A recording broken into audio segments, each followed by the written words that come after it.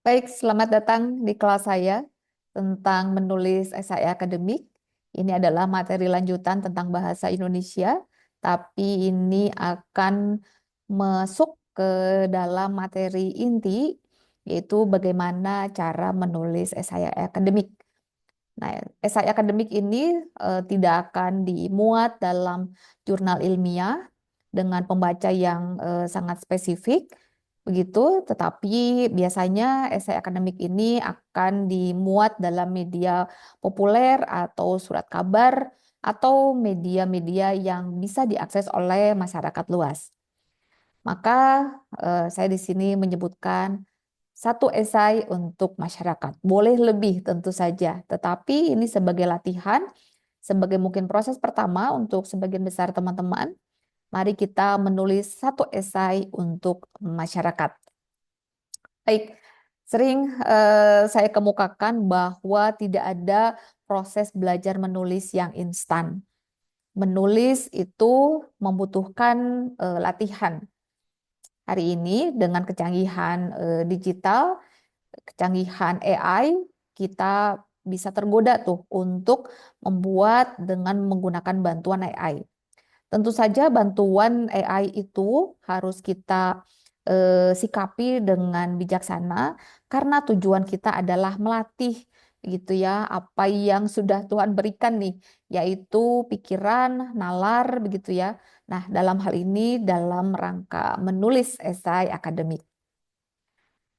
Nah, tentu saja menulis karena tidak instan, kita sebetulnya membutuhkan proses latihan yang cukup, begitu. Maka begitu banyak sebetulnya sarana-sarana yang bisa kita gunakan untuk berlatih melemaskan otot-otot menulis ini.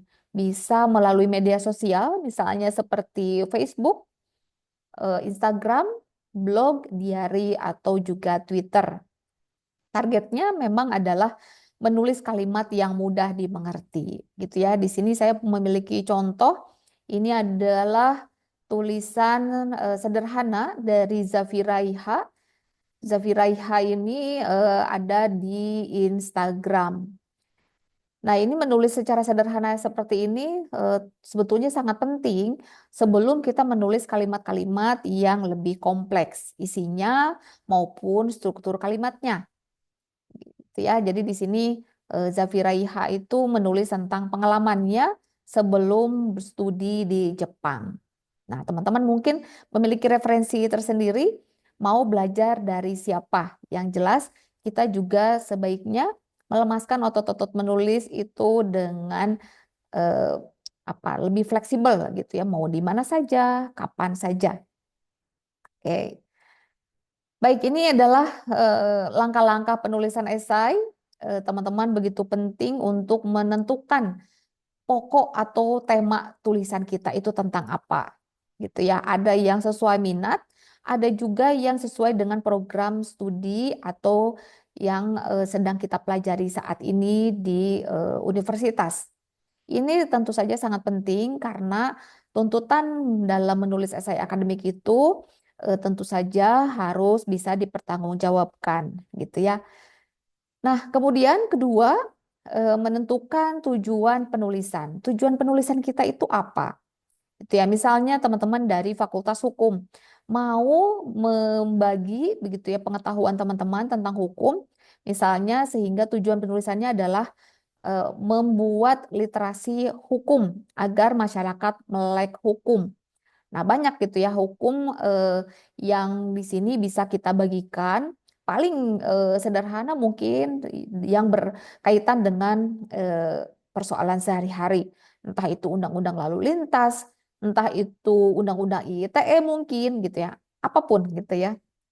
Nah, kalau sudah jelas begitu ya tujuan penulisan kita itu apa, maka buatlah satu kalimat tesis. Ini penting karena satu kalimat tesis ini yang akan kita urai dalam keseluruhan struktur tulisan.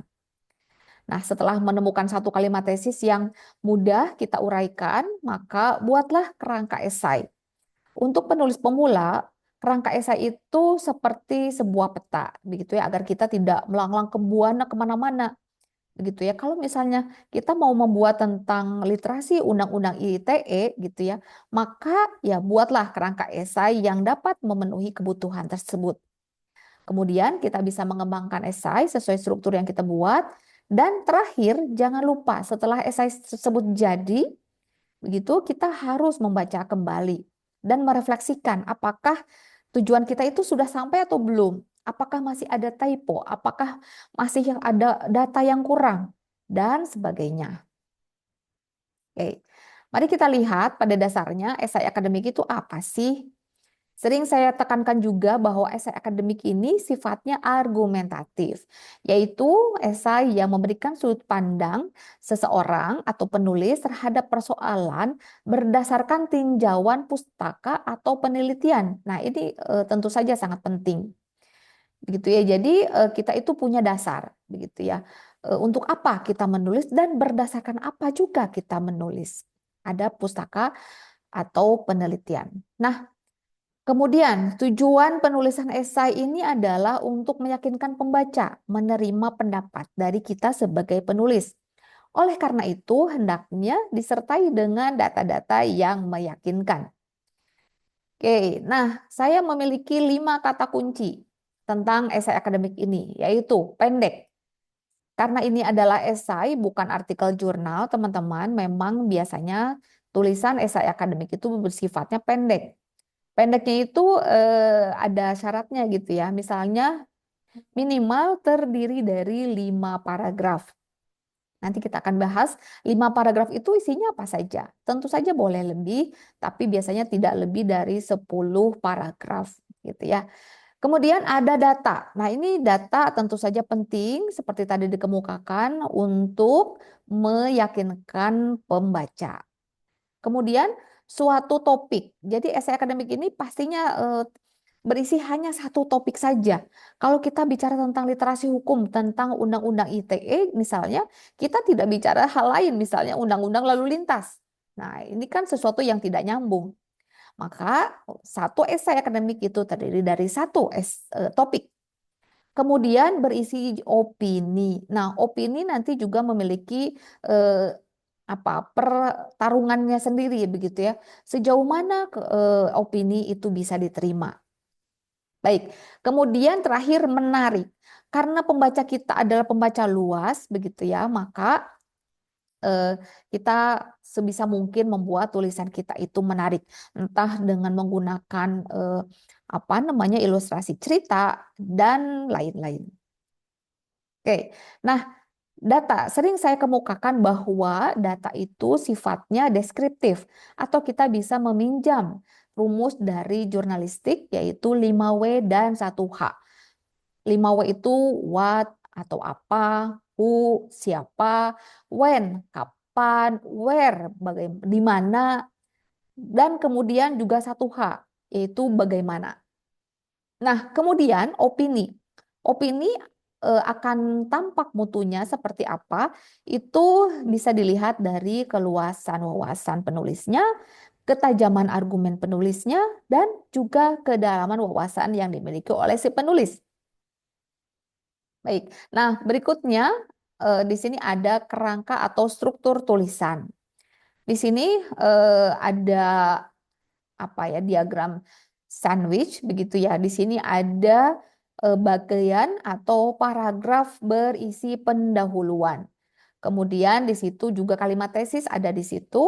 Kemudian topik 1, 2, dan 3 atau argumen 1, 2, dan 3 ini merupakan bagian untuk isi esai. Dan kemudian terakhir adalah kesimpulan atau katakanlah kesimpulan, kemudian rangkuman tulisan atau juga solusi yang bisa kita berikan.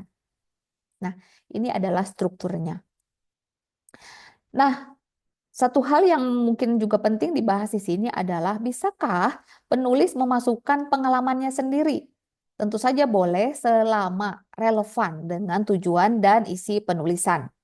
Misalnya, di sini saya menulis tentang Kartini dan negara. Saya memasukkan pengalaman pertama bagaimana saya mengenal Kartini melalui lagu yang dikumandangkan selama sekolah dasar dulu. Nah, di sini ya tulisan yang nukilan lebih lengkap yaitu tentang Kartini dan negara. Kita baca sedikit ya. Sementara itu, sosok Kartini terus-menerus digaungkan sebagai sosok yang harus dicontoh oleh kami sebagai anak Indonesia. Setiap hari kelahirannya, yaitu 21 April, diperingati di sekolah. Kartini selalu identik dengan kegiatan sekolah. Tidak pernah saya ingat ada di antara kami, baik keluarga maupun teman-teman yang secara sukarela mengenang hari kelahiran Kartini. Tidak pernah ada tumpangan di rumah atau lingkungan tetangga untuk mensyukuri kelahiran Kartini. Bahkan hingga hari ini, Kartini dikenang sebagai propaganda Orde Baru. Walaupun demikian, wacana bahwa Kartini adalah perempuan yang maju tidak dapat diusir dari pikiran saya sejak masa kanak-kanak. Nah, ini pengalaman pribadi tetapi ada relevansinya dengan tulisan saya yang mengaitkan antara Kartini dan negara. Saya hubungkan dengan sebuah buku yang ditulis oleh Julia Suryakusuma. Kita lanjutkan ya, paragrafnya seperti ini. Seperti halnya konsep tentang ibuisme yang menurut Julia Suryakusuma ditanamkan pada masyarakat oleh negara secara struktural, misalnya melalui organisasi PKK. PKK berperan penting karena menjadi sebuah lembaga perantara tunggal antara negara dan kaum perempuan desa yang diperantarai oleh kekuasaan negara melalui wadah pengaruh yaitu sosial, budaya, ideologi, dan politik, serta ekonomi. Julia Suryakusuma 2011. Antara wacana kemajuan perempuan dan pentingnya perempuan sebagai pendamping keluarga menjadi tumpang tindih. Oke, ini berasal dari tulisan saya yang berjudul Kartini dan Negara, ditulis tahun 2022, dimuat dalam buku Generasi Perempuan Tak Bahagia. Baik, teman-teman, seperti itu materi yang sebetulnya rangkuman dari materi kita selama beberapa pertemuan tentang esai akademik. Baik, selamat melanjutkan teman-teman. Semoga dapat menulis esai akademik dengan baik. Terima kasih.